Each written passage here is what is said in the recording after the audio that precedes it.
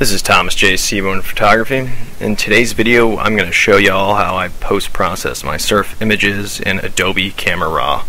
My goal normally in Adobe Camera RAW with my surfing images is to bump up the contrast quite a bit. Let's jump right into this. So here's an image from the wedge of TJ Saemen. I'm not sure if I'm saying that right. You can see it was an overcast day. It almost looks like I'm shooting through fog, but I don't know where I picked this up or where I learned it from, but I think it was just from experimenting, because I just remember from this day in particular just not being happy with the way my images turned out. But take a look what happens when you drop the black slider way down on this image. -61, that's a pretty hefty adjustment. So here's the after, but here's the before. Before, after. It's a huge difference in the image. From there, I usually bump up the contrast with the contrast slider, which will bring out a little bit more of the whites over here. I also like to pick up the clarity, and from there, you can probably play with your white balance. This looks a little cool, so I'd bump that up just a little bit. Usually what I like to do if I really am having a hard time getting the white balance right is to jack up the saturation as high as it'll go. Then you can kind of figure out, okay, way too red or way too orange, and then you can get it just about right. Then you could bump up the vibrance here a little bit. So that's how I do that image. I wouldn't make too many other adjustments within Photoshop other than resizing and doing noise reduction and sharpening. I could play with the contrast more in Photoshop, but I think that when you're processing surf images, you don't want to spend a lot of time on individual images. You just want to get your settings right and then go over here to your presets and just create a new one, and then just apply that to every single image via the. Go ahead and hit done with that. You can apply that through Tools, Photoshop. No, that's a lot. Scratch that. You would go to where the hell is it? Edit, development settings. Here we go. Development settings, and then you could, you would tell it what preset you wanted it on.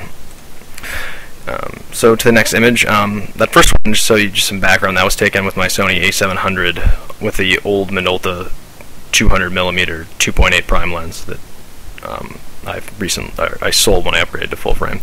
Let's go to the next image. Here's a image I took on the Sony A850 with a 200mm to 400mm Tokina lens. It's kind of a crappy lens that I got lucky to find in a camera store on my way down here to the wedge. Otherwise, I wouldn't have been able to catch any surf. The microstock photographer in me is coming out. I got to fix my horizon, so it's not typically something I would do. This image was actually featured on the front page of Surfline.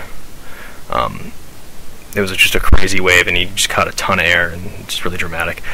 So anyway, same adjustments as the one before. I'm going to drop the blacks down.